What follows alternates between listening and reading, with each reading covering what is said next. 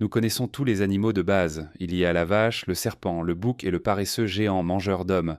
Bon, d'accord, peut-être que le dernier n'a pas encore été prouvé à 100%, mais vous voyez quand même à peu près de quoi il s'agit, non? Eh bien, oubliez ces animaux ordinaires, car aujourd'hui nous allons découvrir les créatures les plus étranges et fascinantes qui existent.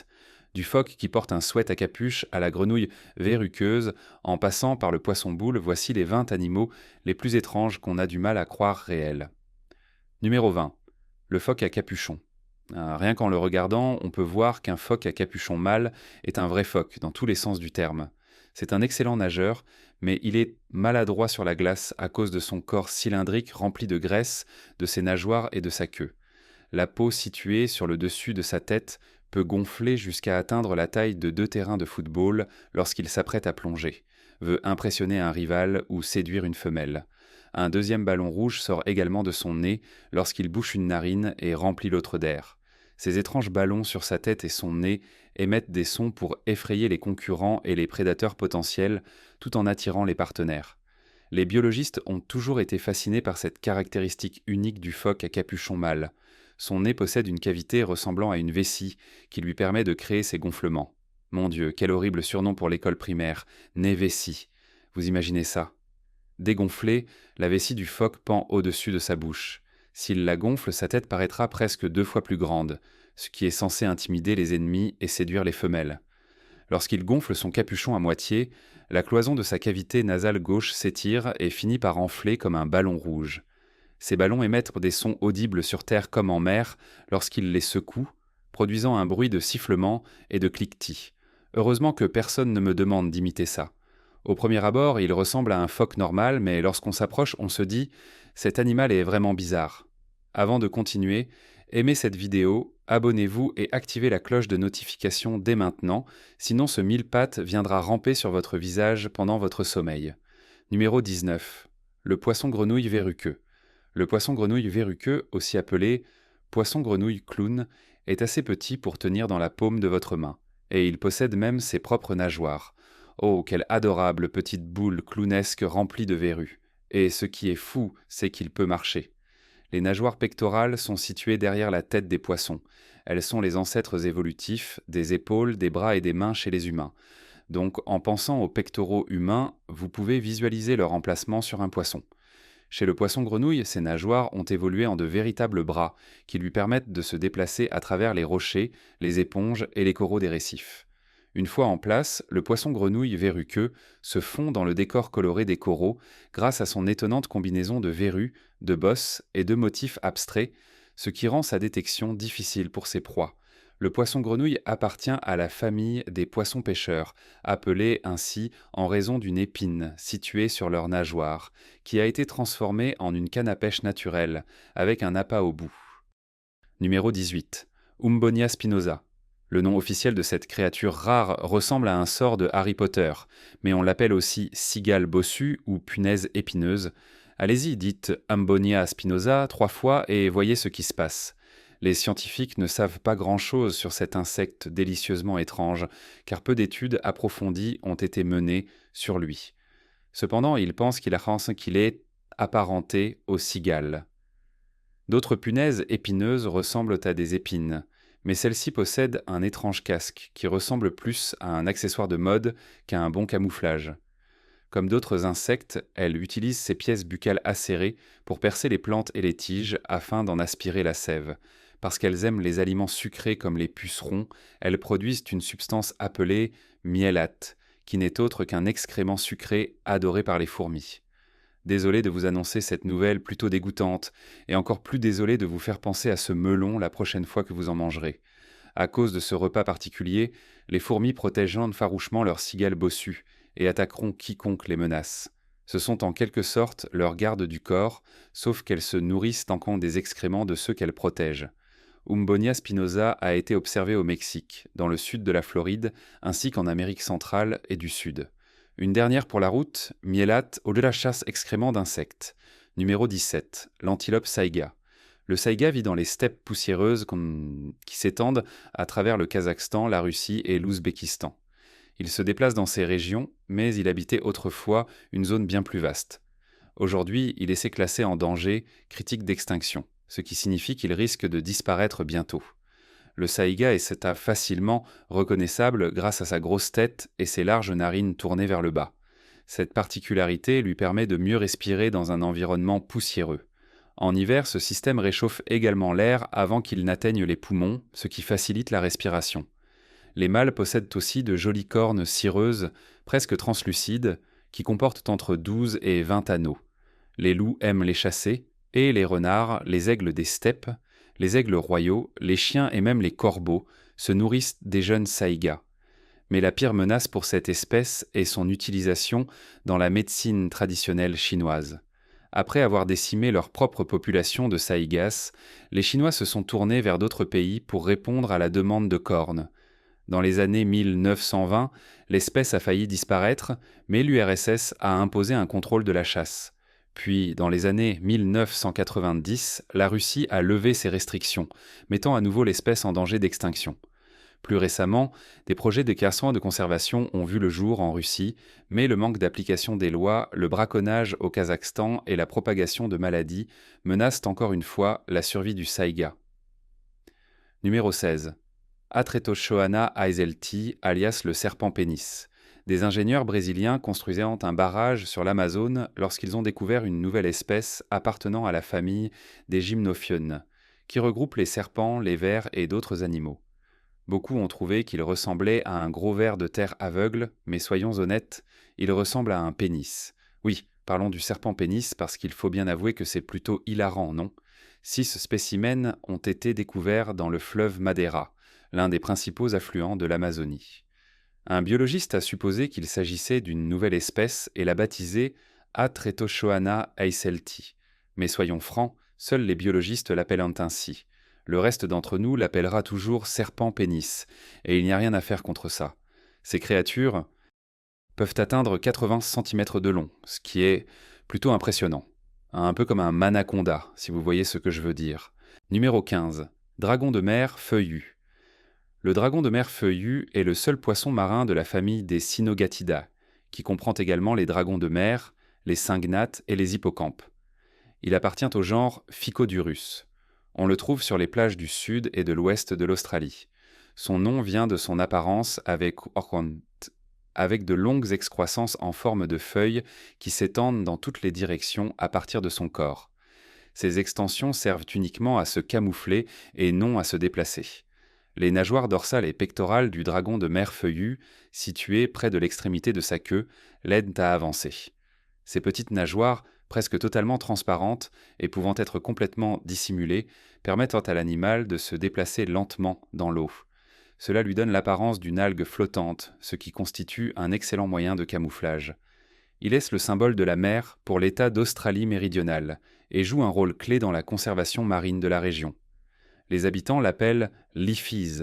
En Australie méridionale, le conseil de district de Yankalila organise le Liffey Sea Dragon Festival, un événement annuel.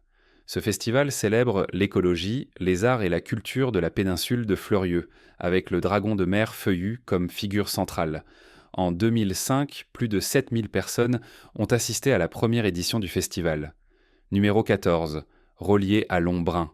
Le Kenya abrite plus de 1000 espèces d'oiseaux, notamment des hérons, des cigognes, des tisserins et des moineaux. Mais il y a un oiseau qui est, sans aucun doute, un trésor national au Kenya. En fait, de nombreux Kenyans considèrent cet oiseau comme un symbole de leur pays, le rolier à long brun. Le rolier est probablement le seul oiseau du Kenya qui suscite autant d'enthousiasme que la vue d'un lion ou d'un guépard. Il est l'oiseau national du Kenya en raison de la diversité de ses couleurs. Son plumage affiche environ 8 teintes différentes: vert, blanc, noir, jaune, turquoise, bleu foncé, brun rougeâtre et lilas. Ces couleurs symbolisent la diversité des tribus qui composent le pays, une belle métaphore pour représenter la richesse culturelle du Kenya. En Swahili, cet oiseau est appelé kambu. Son nom anglais, Lilac-breasted roller, est bien plus difficile à prononcer que son nom swahili. Un fait intéressant est qu'il existe 2 sous-espèces du rolier à long brun. L'une porte ce nom, tandis que l'autre est appelée rolier à gorge lilas ou rolier à poitrine bleue. L'alimentation principale du rolier à long brun comprend des araignées, des scorpions, des mille-pattes, des scolopendres et des escargots. En d'autres termes, ils mangent beaucoup de proies peu ragoûtantes. On a souvent observé ces oiseaux perchés près de terres agricoles récemment brûlées, guettant les insectes qui ont fui les broussailles en feu. Ce rôlier est aussi connu pour son intrépidité. Contrairement à de nombreux autres oiseaux, il n'a pas peur des humains. Sa façon de chasser témoigne également de son audace.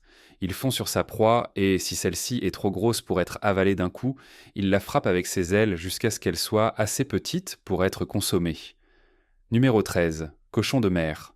Les cochons de mer vivent dans les abysses, mais vous n'en verrez probablement jamais un. Comme leur nom l'indique, ils ressemblent à de petits cochons roses en gélatine. Mais ils n'ont pas d'yeux, possédant bien plus de pattes qu'un cochon et sont presque entièrement translucides. Ces créatures marines insaisissables, aussi appelées scotoplanes, appartiennent au groupe des échinodermes, tout comme les oursins et les étoiles de mer. Bien qu'ils soient mystérieux et étranges, les cochons de mer jouent un rôle essentiel dans l'écosystème océanique. Comme mentionné précédemment, bien qu'ils soient très répandus, vous ne les verrez probablement jamais en personne. Ils vivent dans les zones les plus froides et profondes de l'océan, jusqu'à 4 km sous la surface. Parce qu'ils préfèrent se cacher dans les abysses, cette espèce est notoirement difficile à observer. La principale raison pour laquelle vous ne verrez jamais ces créatures presque transparentes de sur Terre est qu'elles ne peuvent pas survivre en dehors de leur environnement naturel. Leurs petits corps fragiles se transformeraient en une masse gélatineuse informe s'ils étaient remontés à moins de 1200 mètres de la surface. De plus, s'ils sont capturés par un chalutier, ils se désintègrent immédiatement. En raison de leur extrême difficulté d'observation, les scientifiques ont encore beaucoup à apprendre sur les cochons de mer. Numéro 12. Gecko à queue en feuilles sataniques. Jetons un œil au gecko à queue en feuilles sataniques, qui porte non seulement le meilleur nom, mais est aussi l'un des plus beaux animaux de Madagascar. C'est vraiment son nom, et vous pouvez être sûr que ce gecko en est fier. Mais au-delà du nom, ce petit lézard est un excellent exemple du fonctionnement de la sélection naturelle. Il possède une queue en forme de feuille, avec des parties manquantes qui donnent l'impression qu'elles sont en décomposition. On ne trouve ces geckos qu'à Madagascar, et ils ne sortent que la nuit pour chasser. On pense qu'ils se nourrissent principalement d'insectes, mais on ne sait pas grand-chose sur leur alimentation dans la nature. En captivité cependant, ils mangent presque tout ce qu'ils peuvent attraper, y compris des criquets, des mouches, des araignées, des cafards et des escargots. Mais en réalité, leur meilleure stratégie est simplement de ne pas être vus du tout, et c'est là que leur incroyable capacité à se fondre dans leur environnement entre en jeu. Tout le corps du gecko, y compris sa queue, ressemble à une feuille morte. Son comportement lui permet de se camoufler parfaitement dans son habitat. Pendant la journée, ils restent immobiles sur des branches ou se blottissent parmi les feuillages mortes, souvent avec leur queue feuillue enroulée autour de leur corps. Numéro 11. Tatou fée rose. Le tatou fée rose semble assez grand, mais il ne mesure en réalité qu'environ 15 cm de long. Cette espèce de tatou ne se trouve qu'en Argentine centrale. C'est le plus petit tatou du monde. Comme les autres tatous, il possède une carapace, mais celle-ci est plus douce, plus fine et plus flexible, et ne couvre qu'environ la moitié de son corps. Les vaisseaux sanguins situés près de la surface de la carapace lui donnent cette couleur rose. Les tatous ont une température corporelle très basse et un métabolisme lent, et leur revêtement extérieur les aide également à rester au chaud. Les tatous fées roses sont très difficiles pour la trouver et rarement observés, car ils sont actifs la nuit et passent la majorité de leur temps sous terre à creuser. Pour cette raison, on sait peu de choses sur leur comportement et leur biologie. Comme ils sont rares et qu'ils ne peuvent pas vivre ailleurs, leur étude est compliquée. Leur surnom de nageurs des sables vient de l'idée qu'ils peuvent se déplacer sous terre aussi rapidement qu'un poisson dans l'eau. Ils possèdent donc de grandes griffes sur chaque patte avant et arrière, ce qui leur permet de creuser rapidement le sol. Bien qu'il n'y ait pas de menace naturelle pour cette espèce, les chats et les chiens domestiques peuvent leur nuire. Les sangliers sauvages essaient parfois aussi de les manger. Numéro 10. Méduse Allotrephus. La méduse feu d'artifice, ou Alytrephe maassi, est un hydroméduse des grandes profondeurs, également appelée Alycreatidae. Elle est souvent surnommée méduse feu d'artifice sur Internet en raison de ses couleurs spectaculaires. Cette méduse est trouvée entre 1200 et 1500 mètres de profondeur, au large de la péninsule de Basse-Californie, au Mexique. Bien que peu d'informations soient disponibles sur cette espèce, les recherches suggèrent qu'elle pourrait vivre dans différents types d'eau. Cet hydrozoaire a été découvert dans les océans Atlantique, Indo-Pacifique, Antarctique, Méditerranéen et Pacifique oriental. Il vit aussi bien dans les mers tempérées que tropicales. Cette hydroméduse évolue dans la zone bathypélagique.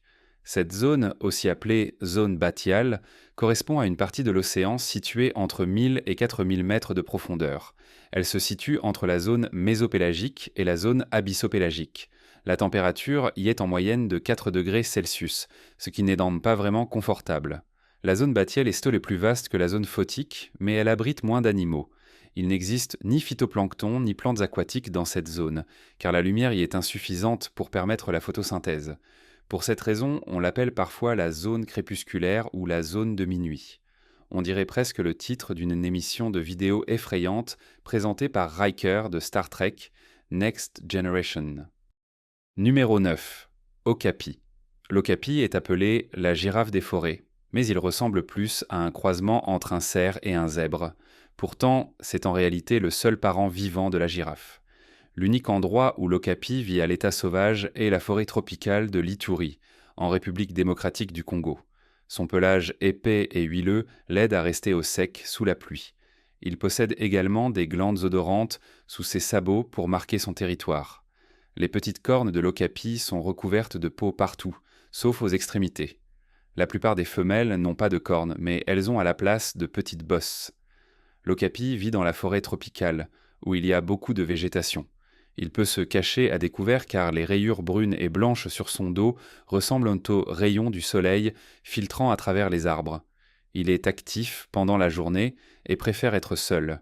Il marque son territoire avec des sécrétions collantes provenant de ses sabots et les mâles aspergent leur territoire d'urine. Mais parfois les okapis se rassemblent en petits groupes pour manger, se toiletter et même jouer. Le projet de conservation de l'okapi a été lancé en 1987 et continue d'exister malgré les attaques meurtrières de braconniers en 1912 et 1917, qui ont coûté la vie à de nombreux bénévoles et okapis.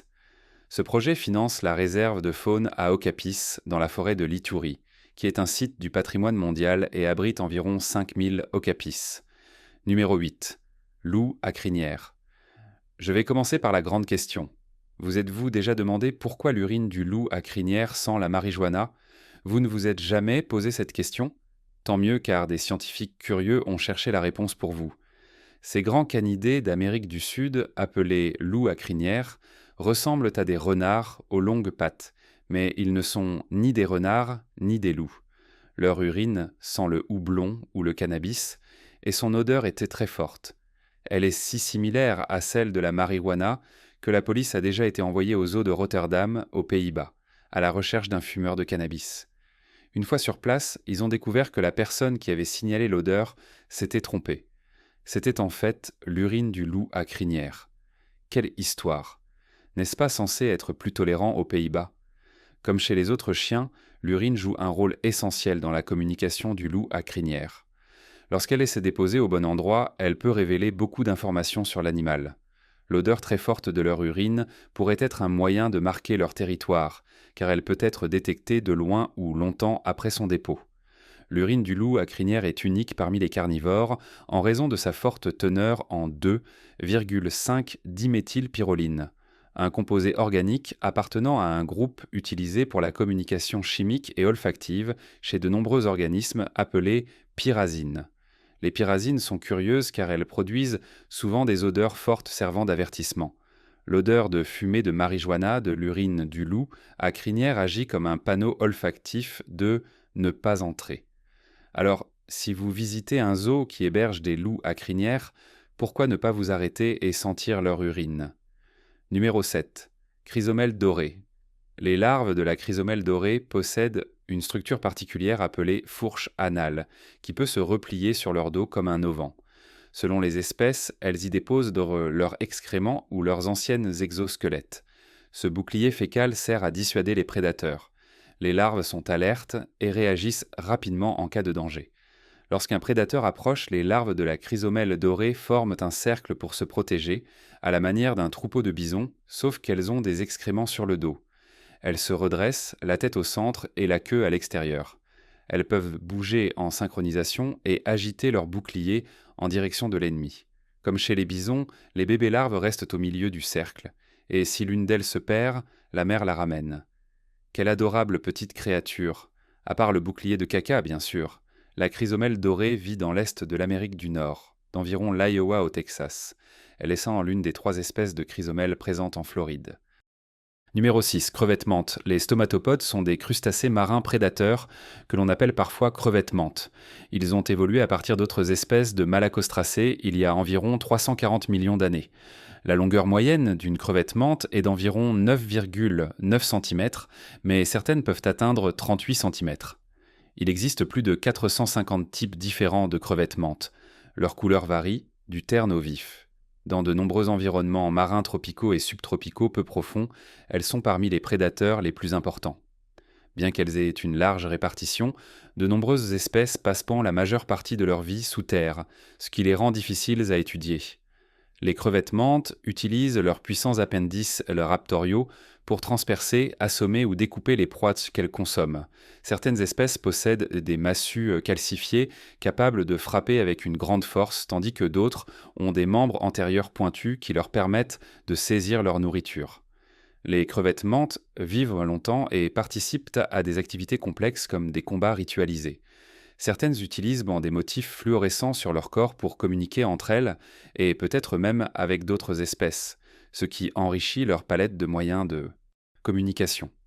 Elles possèdent d'excellentes capacités d'apprentissage et de mémoire et peuvent reconnaître les voisins avec lesquels elles interagissent régulièrement. Elles peuvent s'identifier les unes les autres par la vue et même par l'odorat. Beaucoup ont établi des règles sociales complexes pour protéger leur territoire des autres crevettes. Numéro 5. Bec en sabot. Saviez-vous que les oiseaux sont les descendants directs des dinosaures?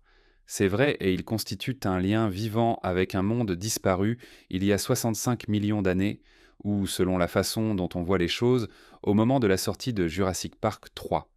Le premier film Jurassic Park s'est peut-être trompé en représentant le T-Rex et les vélociraptors avec des écailles. En réalité, ils avaient peut-être des plumes, tout comme les oiseaux d'aujourd'hui. De plus, leurs os étaient creux et peu denses, ce qui non seulement leur permettait d'atteindre une grande taille, mais aussi de développer la structure nécessaire pour voler. Cela peut être difficile à croire en regardant un simple pigeon, mais en observant un bec en sabot, on voit immédiatement à quel point cet oiseau est proche des dinosaures. Ces énormes oiseaux vivent en Ouganda et dans les régions environnantes. Leur tête ressemble à une chaussure. Si vous portez des chaussures vraiment bizarres et moches, autrefois on pensait qu'ils appartenaient à la famille des cigognes, mais ils sont en réalité plus proches des pélicans. Peu importe comment on les voit, ces immenses oiseaux dinosaures ont une apparence étrange. Pourtant, malgré leur allure préhistorique, ce sont des oiseaux calmes qui ne représentent aucun danger pour les humains, et ce, malgré tout, l'ADN de T-Rex qui coule dans leurs veines. Numéro 4. Requin lutin. Un requin lutin nage dans les profondeurs de l'océan lorsqu'il aperçoit un petit calmar qui semble appétissant. Le prédateur s'approche lentement de sa proie. Le calmar tente de s'échapper alors que le requin s'avance. Soudain, la mâchoire inférieure du requin se projette de 8 cm vers l'avant. Le prédateur referme alors ses puissantes mâchoires sur le calmar. Une fois son repas terminé, il referme sa bouche et continue sa route. Cette technique de chasse est impressionnante. Les requins lutins sont des poissons qui vivent au fond des océans, le long des marges continentales, appelés plateaux continentaux. Cet animal à la peau rosâtre peut atteindre 3,6 mètres de long et peser jusqu'à 210 kg. Il a un museau allongé et des dents acérées. Son nom vient de sa ressemblance avec les gobelins du folklore japonais.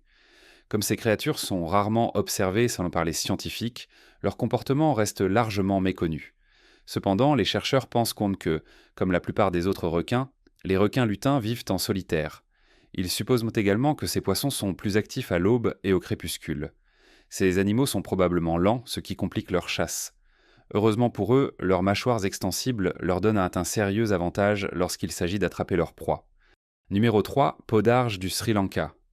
Le podarge du Sri Lanka porte un nom plutôt précis pour ces magnifiques oiseaux. Ils vivent principalement au Sri Lanka et possèdent un bec large et plat ainsi qu'une tête aussi large que leur corps, ce qui leur donne une apparence de grenouille. Mais ce n'est pas la seule chose étonnante chez eux.